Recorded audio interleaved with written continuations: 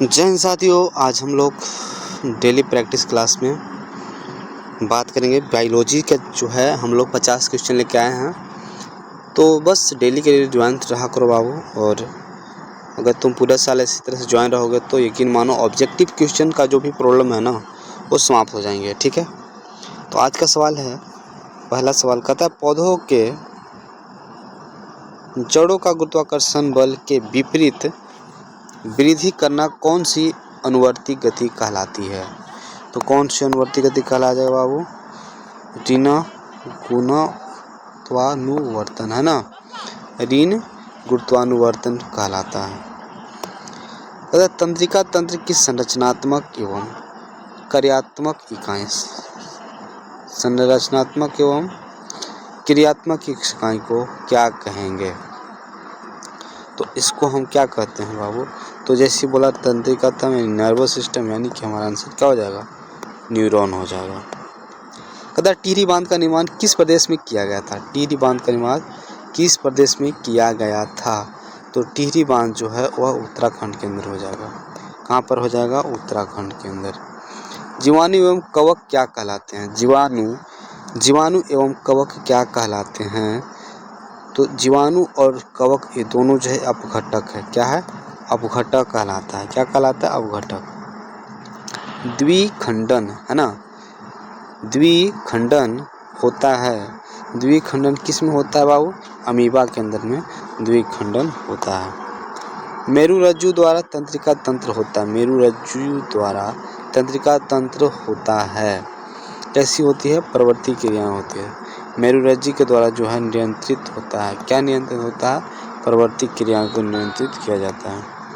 कहता है किसी जीव की जीन संरचना उस जीव का कहलाता है। किसी भी जीव का जो है जीन संरचना है ना, जीन संरचना जो है वह क्या कहलाता है?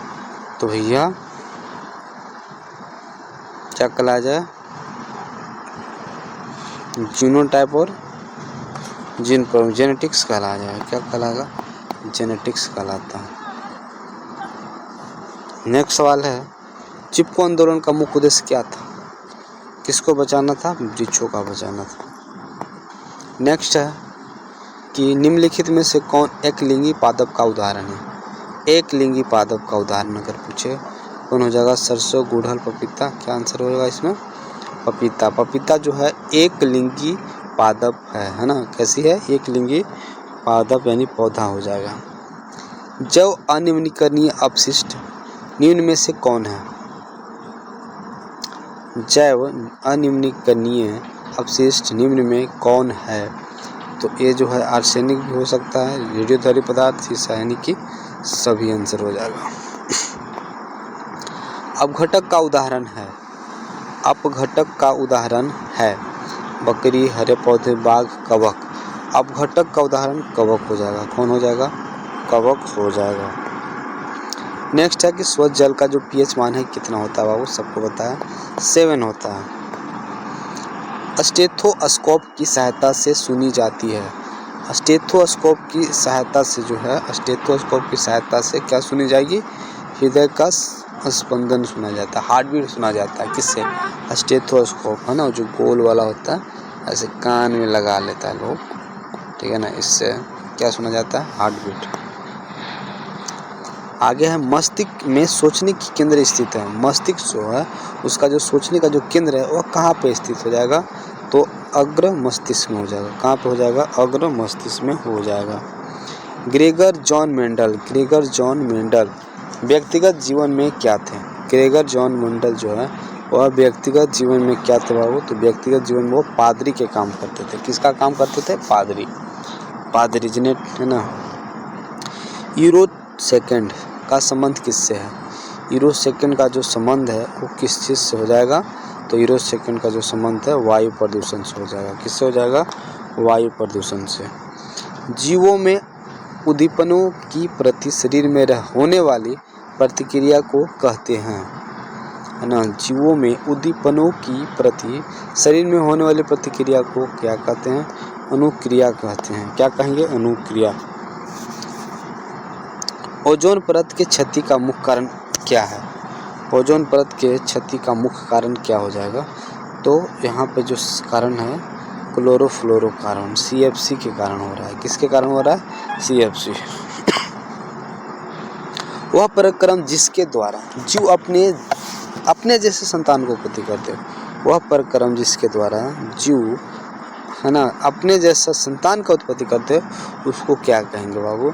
तो उसको बोलते हैं जनन का प्रक्रिया। क्या कहेंगे? जनन हो रहा है, जनन हो रहा है। ठीक है। निम्न में से कौन सा जैव अनिम्नीकरणीय प्रदूषक है? कौन सा जैव अनिम्नीकरणीय प्रदूषक हो जाएगा? तो वह कौन है? प्लास्टिक है। प्लास्टिक जो है अनिम्नीकरणीय सूचक है।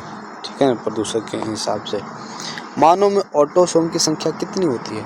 मानव की ऑटोसोम की अगर संख्या बोले तो कितने हो जाएंगे? 22 जोड़ी होते हैं। कितने? 22 जोड़ी ऑटोसोम होते हैं और क्रोमोसोम दोनों अगर मिला दे तो 23 जोड़ी कुल इसके अंदर हो जाएगा। ठीक है। मलेरिया उत्पन्न करने वाला मच्छर यानी मादा इनफ्लुएंजा है ना, मलेरिया उत्पन्न करने वाला मच्छर जिसका नाम क्या है? मादा इनफ्लुएंजा है। किस तरह के जल में उत्पन्न होता है? किस तरह के जल में उत्पन्न होता है? गंदा जल में उत्पन्न होगा। किसमें उत्पन्न होगा? गंदा जल में।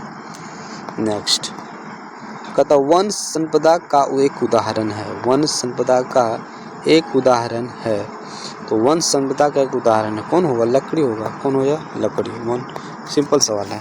निम्नलिखित में से कौन एक उभयलिंगी जंतु है? निम्नलिखित में से कौन एक उभयलिंगी जंतु है? तो उभयलिंगी जंतु हो जाएगा तुम्हारा कौन सा? केंचुआ हो जाएगा, है ना। कौन हो जाएगा? केंचुआ हो जाएगा। नेक्स्ट है कि वे पदार्थ जो जैविक प्रक्रम द्वारा अपघटित किए जाते हैं हो जाते हैं वो क्या कहलाते हैं? तो उसे हम कहते हैं जैव निम्नीकरणीय। क्या कहेंगे उसे? जैव निम्नीकरणीय कहेंगे। सही है। निम्न में कौन उत्सर्जी अंग है ना? कौन एक उत्सर्जी अंग पूछ रहा है तुमसे। तो उत्सर्जी अंग के काम कौन है करता है? किडनी काम करता है ना। उत्सर्जी अंग कौन है? किडनी है। पेड़ पौधों में भी उत्सर्जन क्रिया होती है जिससे टैनिन निकलता है, लसा निकलता है, भिन्न भिन्न प्रकार की चीज़ें निकलते हैं। हरे पौधे क्या कहलाते हैं? हरे पौधे क्या कहलाते हैं? तो हरा पौधा उत्पादक कहलाता है। क्या कहलाता है? उत्पादक, है ना। और हम लोग क्या है? उपभोक्ता हैं। बाकी जो बैक्टीरिया से वो क्या होता है? घटक होता है। चिपको आंदोलन के अग्रणी नेता कौन थे? तो जो चिपको आंदोलन था उसका जो नेता थे वो थे सुंदरलाल बहुगुणा। कौन हो जाएंगे? सुंदरलाल बहुगुणा हो जाएंगे। समजात अंगों के उदाहरण है। समजात अंगों का उदाहरण है। तो समजात अंगों का जो उदाहरण हो जाएगा कौन? हमारे हाथ और कुत्ते का अग्रपाद। हमारा हाथ और कुत्ते का जो अगला पैर है वो दोनों क्या है? समजात अंग है। यानी आंसर हमारा ये हो जाएगा।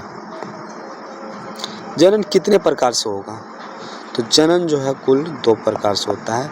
एक होता है लैंगिक जनन और दूसरा होता है अलैंगिक जनन। लैंगिक जनन और अलैंगिक जनन।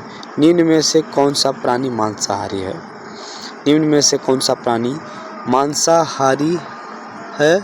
तो मांसाहारी की बात करें तो हिरन, बकरी, मेढक का है तो मेढक हो जाएगा। कौन हो जाएगा? मेढक हो जाएगा, है ना। आगे है वह संरचना को उत्पीड़न की पहचान कराती है क्या कहलाता है? वह संरचना जो उत्पीड़न का पहचान कराती है क्या कहलाती है? ग्राही कहलाती है। ग्राही कहलाएगी। निम्न में से किसमें खुला परिसंचरण तंत्र होता है? तो खुला परिसंचरण तंत्र जो है कॉकरोच के अंदर होगा। किसमें होता है? कॉकरोच में होता है खुला परिसंचरण तंत्र। गंगा कार्य योजना किस वर्ष प्रारंभ हुआ था? तो 1985 में हो जाएगा। कब हो जाएगा? 1985 में। ऊर्जा का पारंपरिक स्रोत क्या है? ऊर्जा का पारंपरिक स्रोत क्या है? तो ऊर्जा का जो पारंपरिक स्रोत है वह है कोयला। कौन हो जाएगा? कोयला हो जाएगा।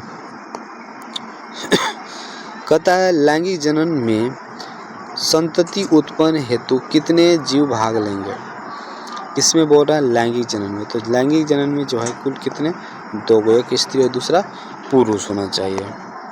वनों के संरक्षण के लिए निम्न में से किन प्रक्रियाओं का नियंत्रण करने का आवश्यकता है? वनों के संरक्षण के लिए निम्न में से किन प्रक्रियाओं को नियंत्रण करने की आवश्यकता है? इनमें से किसको हमें क्या बोलते हैं? नियंत्रण करना चाहिए। अतिचारण, खनन, पेड़ों का अंधाधुंध कटाई, तो सभी को हमें क्या करना चाहिए? कंट्रोल करना चाहिए। नेक्स्ट है कि कोशिका में संवेदना दूर ले जाती है। कोशिका का जो संवेदनाएं है दूर ले जाई जाती है ना, किसके द्वारा भैया? तो हो जाएगा हमारा आंसर एक्सॉन के द्वारा। किसके द्वारा हो जाएगा? एक्सॉन के द्वारा हो जाएगा। प्रतिवर्ती चाप कहाँ बनते हैं? प्रतिवर्ती चाप जो है वो मेरुरज्जु के अंदर बनेगा। कहाँ बनेगा? मेरुरज्जु के अंदर बनता है। उच्च वर्ग के जंतुओं में न्यूरॉन द्वारा आवेगों का संरचना सभी दिशाओं में होता है, एक दिशा में होता है या भी दोनों या दोनों दिशाओं में होता है?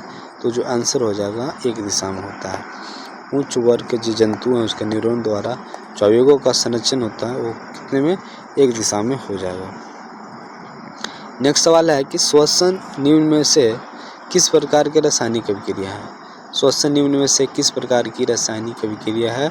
तो श्वसन जो है ऊष्माक्षेपी हो जाएगा। कौन हो जाएगा? ऊष्माक्षेपी हो जाएगा। वन संरक्षण का क्या उपाय है? वन संरक्षण करने का जो उपाय है, जनसंख्या में वृद्धि पर रोक दो, क्योंकि ना जनसंख्या रहेगा ना हमें ज़्यादा सामानों की आवश्यकता पड़ेगा। ठीक है, वनों की कटाई न पर रोक लगा दो और वृक्षारोपण करो। वृक्षारोपण करो यानी कि सभी काम होना चाहिए इसमें से। डेंगू उत्पन्न करने वाला मच्छर किस तरह के जल में रहेंगे बाबू?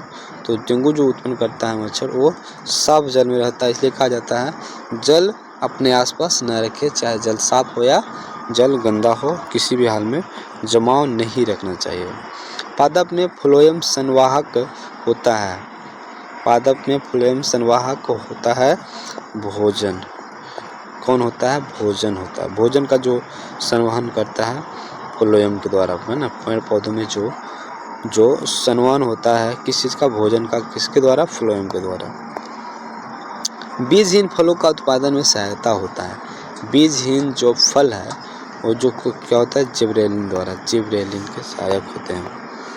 कहता है पारिस्थितिक तंत्र है ना, पारिस्थितिक तंत्र में ऊर्जा का प्रवाह होता है। पारिस्थितिक तंत्र में ऊर्जा का प्रवाह होता है। पारिस्थितिक तंत्र में ऊर्जा का जो प्रवाह होता है एक दिशीय होता है। कैसी होती है? एक दिशीय होता है। निम्न में कौन मानव में मादा जनन तंत्र का भाग नहीं होता? निम्न में कौन मानव में मादा जनन अंग का भाग नहीं होता है? तो हो जाएगा हमारा कौन सा? शुक्रवाहिका। मादा जनन अंग का भाग नहीं है। चिपको आंदोलन का मुख्य जो उद्देश्य है संरक्षित करना था वृक्षों का, है ना। किसको? वृक्षों का संरक्षित करना था। कहता है मेंडल ने अपने प्रयोगों में कितने विकल्पी लक्षणों को अध्ययन किया था? तो कुल जो है मेंडल द्वारा कितने? 7 लक्षणों को किया गया था। जीवाश्म ईंधन की ऊर्जा का वास्तविक स्रोत निम्न में से कौन हो सकता है? जीवाश्म ईंधन का जो है ना, जीवाश्म ईंधन का ऊर्जा का जो वास्तविक स्रोत है कौन हो सकता है? तो इसमें जो है सूर्य हो सकता है। क्या हो सकता है? सूर्य हो सकता है। तो हमने ये जो लगाया है इम्पोर्टेंट बात आपको बताने के लिए कि बाबू अभी से कुछ नहीं बिगड़ा है। जो अभी से शुरुआत करना चाहता है वो जो है केसी सिन्हा का बुक जो पढ़ना चाहता है, जो कोचिंग में जाकर केसी सिन्हा का बुक पढ़ते हो, डेली साइकिल चला के जाना पड़ता होगा, तो वैसे बच्चों के लिए हम कह दें कि मेरा इस वीडियो के जो प्लेलिस्ट है, मतलब चैनल की जो प्लेलिस्ट उसमें जाओ और केसी सिन्हा मैथ का सोल्यूशन उसमें मिलेगा। तो इस मतलब ये तो यहाँ पे एक्सरसाइज 1.2 है, मगर ऐसे मैंने बहुत सारा करा रखा है। तो एक बार जाओ, विजिट करो। उम्मीद करो, सच्चाई कहते हैं, बहुत ही अच्छा लगेगा। ठीक है ना, बहुत ही डिटेल में वीडियो होगा। प्लीज़ एक बार जाओ और जाकर उसको वॉच करो, है ना। वो अपनी परेशानी को, जो डाउट है मैथ का, उसको झंझट से छुटकारा पाओ। ठीक है। एक चीज़ और बता देते हैं कि भाई हमें तुमसे कुछ भी नहीं चाहिए, हमें बस चाहिए कि बस एक लाइक कर दो, ताकि जो हमें हिम्मत मिलता रहे। और चैनल अगर सब्सक्राइब नहीं की भैया तो सब्सक्राइब कर लो, क्योंकि ना तो हमें पैसा चाहिए आपसे और ना किसी तरह की कोई चीज़ चाहिए। हमें बस सब्सक्राइब कर लो भैया और लाइक कर दो। और कोई दोस्त है वैसा पढ़ने वाला तो उसको बता दो।